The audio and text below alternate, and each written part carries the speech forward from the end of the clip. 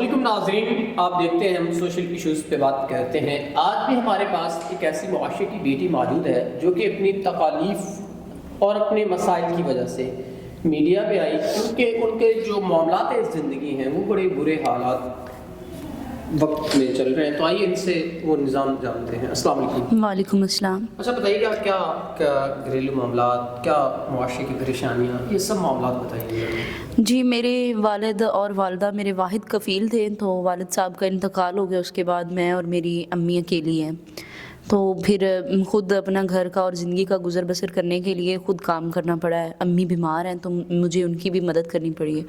تو لوگوں کی جب میں گھر سے نکلتی ہوں، باہر ہوں یا گھر کے اندر ہوں، لوگوں کی بہت غلط نظریں اور بہت نازیبا باتوں کا سامنا کرنا پڑتا ہے، بہت مشکلات اور گندی شرائط رکھتے ہیں جو مجھے قابل قبول نہیں ہے۔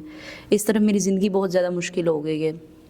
تو اب آپ کیسے اپنا نظام زندگی اور ضروریات زندگی کو چلا پا رہے ہیں؟ میں لوگوں کے گھر کام کر رہی ہوں، اسی طرح ہی اپنی زندگی گزار رہی ہوں، اور لیکن جو مشکل ہے وہ یہی ہے کہ مجھے جہاں پہ بھی میں جا رہی ہوں اپنے آپ کو محفوظ نہیں پا رہی ہوں۔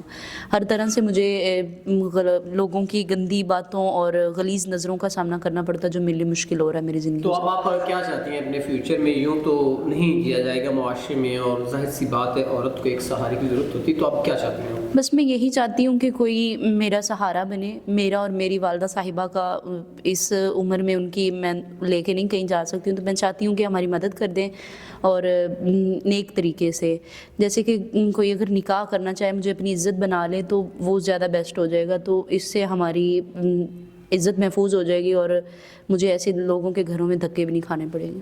ناظرین، بہن نے وضاحت کر دی اپنے تمام تر معاملات کی، تو ہم امید کرتے ہیں کوئی ایسا نیک پرسن جو ان سے نکاح بھی کرے گا اور ان کی مشکلات کو حل بھی کرے گا۔ تو اسی کے ساتھ اپنے میزبان نواب احمد کو دیں اجازت۔ خدا حافظ۔